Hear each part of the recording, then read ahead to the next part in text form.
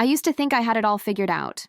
20 years of marriage, a cozy home we built together, 2 grown kids making their own way, and a husband who still smiled at me across the dinner table. Andrew liked to tell me I was the glue that held everything together, and I believed him. I wore that pride like a badge. So when he mentioned our anniversary was coming up, my heart swelled with hope. Maybe, just maybe, we'd finally celebrate the way we used to. But instead of planning something romantic for the 2 of us, he shrugged it off. "Don't worry, love," he said, with that boyish grin he knew could disarm me. "Just a simple guy's night. Barbecue, beers, a little basketball at hoops." He said it so casually, so effortlessly, as if there was nothing to hide. I forced a smile and nodded, but deep down, I felt that familiar twist in my stomach.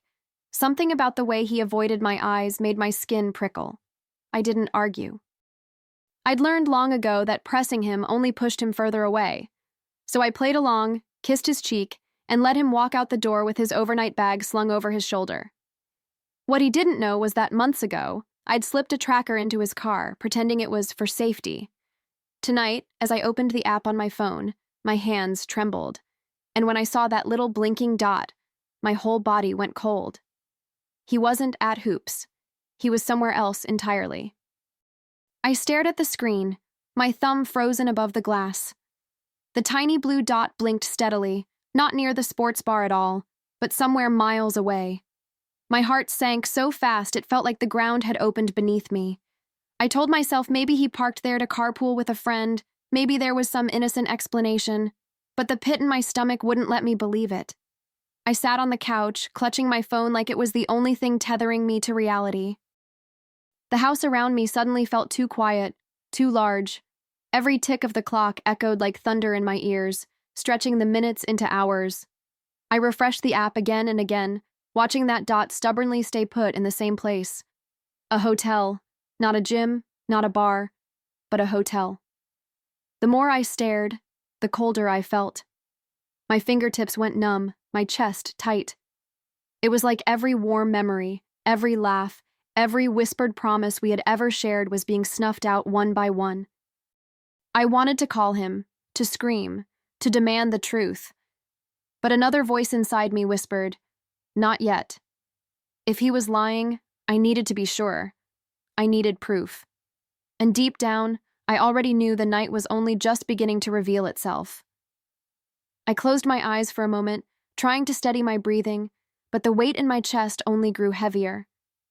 The betrayal wasn't even confirmed yet, and still, it felt like I could already hear the shattering of my own heart. My mind replayed every little excuse he'd given me over the past few months. Late meetings, extra workouts, business calls he had to take outside. Suddenly, every detail seemed to fit together too neatly, like a puzzle I hadn't wanted to solve. I set the phone down on the coffee table and rubbed my temples, fighting back the tears that burned in my eyes. The last thing I wanted was to fall apart before I knew the full truth.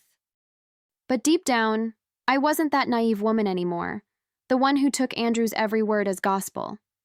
I had grown wiser, tougher, even if he hadn't noticed. Maybe he thought I was still that same trusting wife who'd never question him. He had no idea how much I'd changed. As the clock ticked past midnight and the blue dot still pulsed outside that hotel, something inside me shifted. I wasn't just a wife waiting for her husband anymore.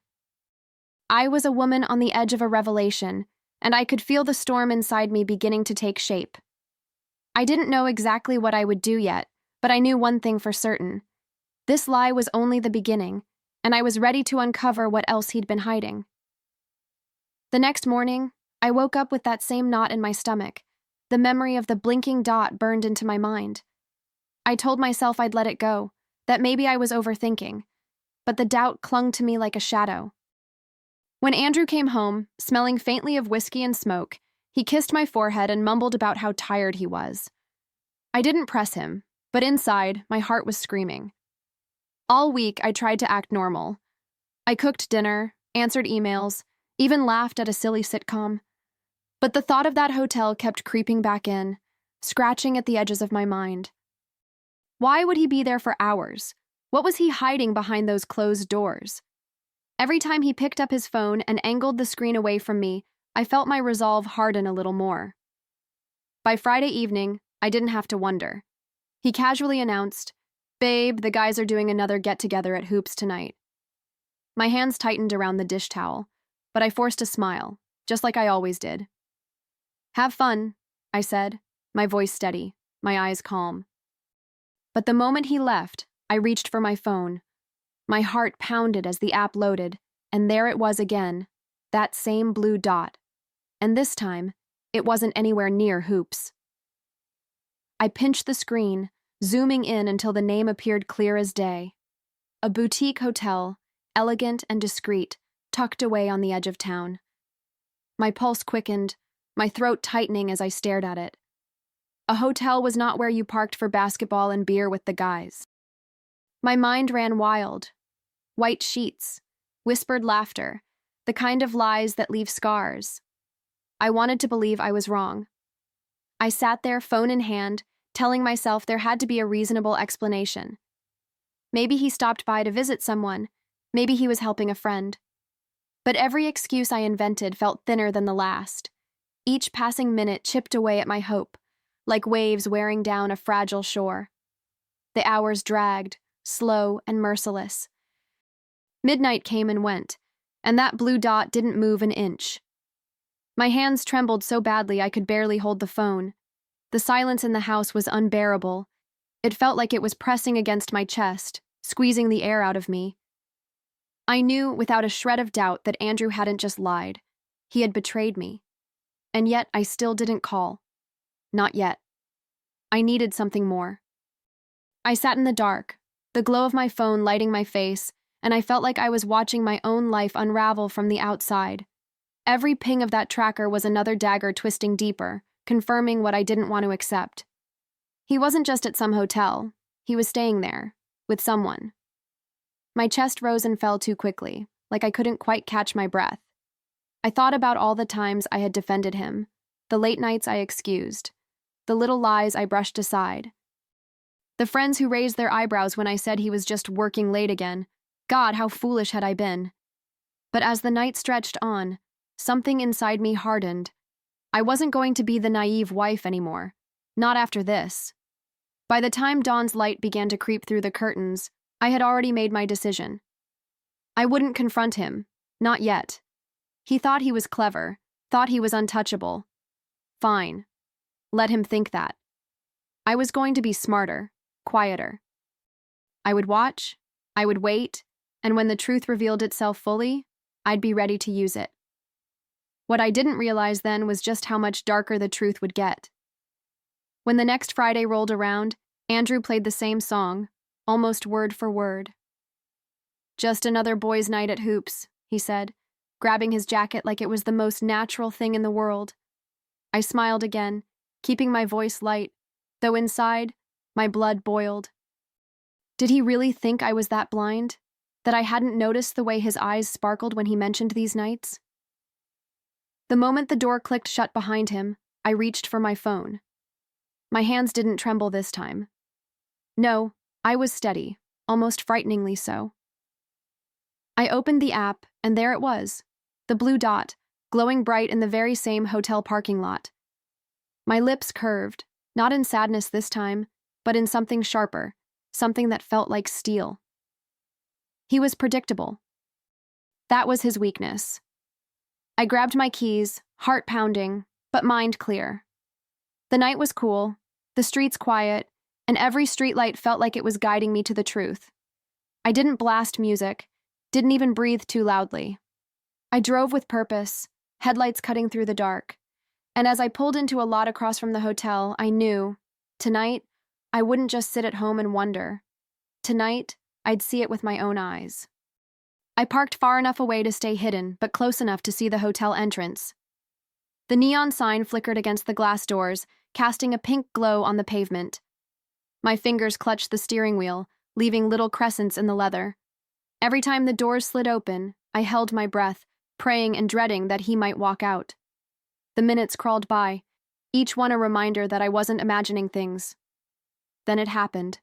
The doors slid apart, and there he was, Andrew, my husband. My partner of 20 years, strolling out like a carefree teenager, and he wasn't alone. A woman walked beside him, her laughter carrying into the night. She was younger, slimmer, dressed in a way I hadn't dared in years.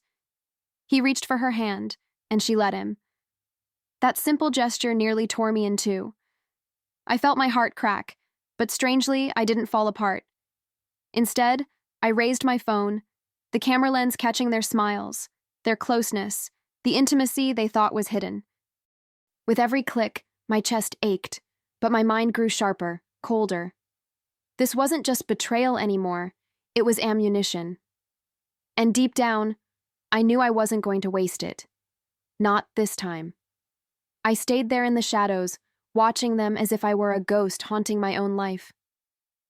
They didn't even look around, too wrapped up in each other to notice the woman who had given him her best years sitting just across the lot.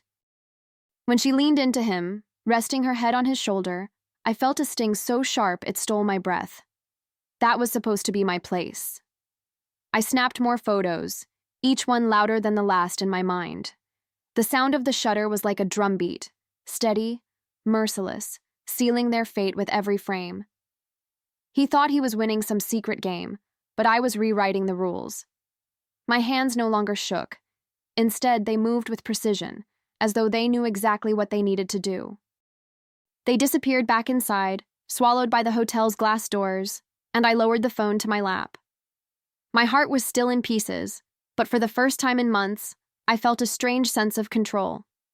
I had proof now, cold, undeniable proof. And while he believed he was safe in his lies, I sat there in the dark, already planning my next move. Because if Andrew thought I would suffer in silence, he had no idea who he was really married to. That night, I sat in the living room with only the lamp casting a soft glow, waiting. The house was silent, but inside me, the storm raged louder than ever. My phone rested on the coffee table, the tracker still lit up like a silent witness.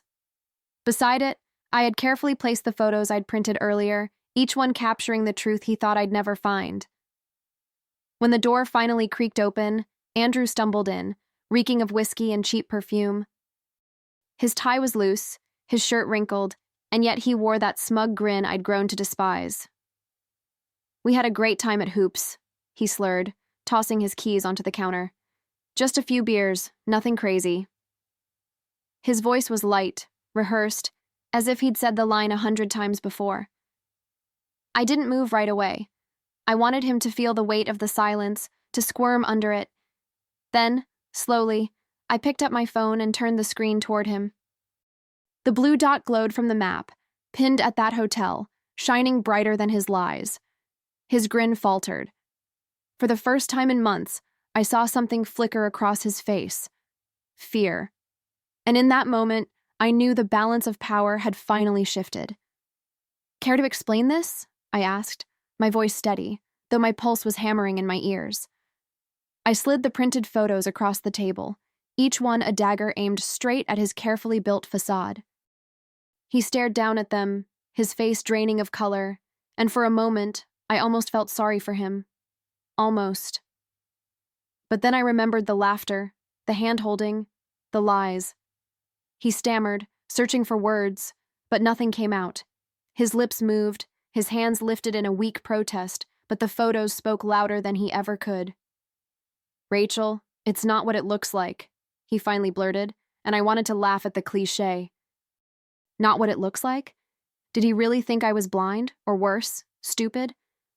That line might have worked on me years ago, but not now. Not anymore. I leaned forward, close enough to see the panic in his eyes. "Barbecue and basketball?" I whispered, my voice trembling with rage. "With her?" I could feel the heat rising in my chest, my throat burning with every word I forced out. He opened his mouth again, but I didn't give him the chance. My hand reached for the folder I had hidden beneath the table, the one that would seal his fate, and as I placed it in front of him, the air in the room grew heavier. He blinked down at the folder, confusion etched across his face. "What's this?" he muttered, trying to steady himself as if the walls were tilting. I crossed my arms and waited, watching him fumble with the papers until his eyes finally widened. Divorce papers. Signed. stamped, waiting only for his trembling hand to seal his own fate. For once, I didn't need to raise my voice. The truth was loud enough. "I told you it was just the guys," he tried again, his tone desperate now, but I cut him off with a single wave of my hand. I wasn't interested in excuses. Not tonight, not ever again. My silence spoke volumes, and it terrified him more than any screaming match ever could. He reached for me, but I stepped back, leaving him stranded in the middle of our living room, surrounded by the wreckage of his lies. For years, I'd been the woman who forgave, who smiled through the cracks, who held our family together while he played the devoted husband in public. But standing there, watching him squirm, I felt something new rise inside me. Power. Cold, undeniable, liberating power. I didn't care to hear his explanations. All I wanted was for him to take his things and go. And as he stuttered, searching for words that would never save him, I was already thinking about what came next. The morning after, I didn't wake up to his voice or the smell of coffee. The side of the bed where Andrew used to sleep was already empty, stripped of his presence. The silence didn't hurt this time. It felt clean, like fresh air after a storm. On the dining table, the divorce papers remained where I'd left them, only now with his reluctant signature scrawled across the bottom. He hadn't even had the dignity to argue. He just signed and left. My lawyer had been waiting for this moment. Months ago, when my suspicions first began, I'd quietly consulted her. She had drawn up everything with meticulous care, making sure the no infidelity clause we had agreed upon years back would hold. All it took were those photos, time-stamped and undeniable, and the law tilted firmly in my favor. For the first time in a long time, I felt like the ground beneath me was solid. I watched Andrew pack his things into the car, his shoulders slumped, his swagger gone. He didn't even glance back at me as he closed the trunk. Maybe he thought silence meant weakness. Maybe he still believed I'd crumble without him. But as his car pulled out of the driveway, I didn't feel broken. I felt free. And that freedom, oh, that was just the beginning of my revenge. The legal process moved faster than I ever expected. Andrew had no leverage.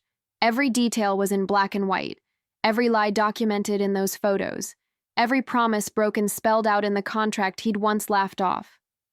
He used to joke that I was too cautious, too practical, insisting on that clause.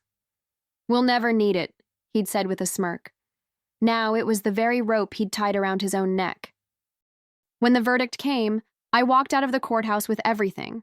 Our home, the savings, even the lake cabin he loved more than he loved honesty. Andrew stood outside, looking small in his tailored suit that suddenly seemed too big for him. His so-called mistress hadn't bothered to show up. I heard later she vanished the moment she realized he had nothing left to give. Just like that, his little fantasy world crumbled. I should have felt pity. I should have felt sorrow. But what I felt was something else entirely. Relief. It was as though I'd been carrying a boulder on my chest for years, and suddenly it was gone. I wasn't his wife anymore. I wasn't his caretaker, his excuse, his safety net. I was just me. Rachel. And standing on those courthouse steps, papers in hand, I realized I was ready to build a new life, one he'd never be part of. I didn't waste a single tear on him after that day.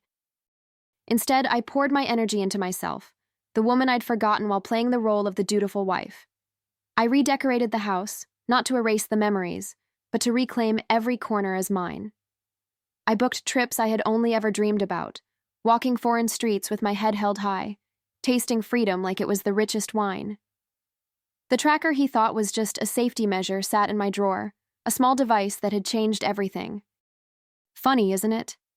He saw it as protection for him, but in the end, it protected me. It gave me the truth I needed to finally walk away with my dignity intact, and his fortune tucked safely in my name. The irony wasn't lost on me. As for Andrew, his so-called last night of freedom turned into the beginning of his prison, a life without me, without the comfort of the home he once bragged about, without the future he thought was secure. He had gambled everything on a lie, and he lost. And me? I walked away, stronger than ever, carrying not just proof of his betrayal, but the sweet satisfaction of knowing he'd never see my smile at his table again. And that was the sweetest revenge of all.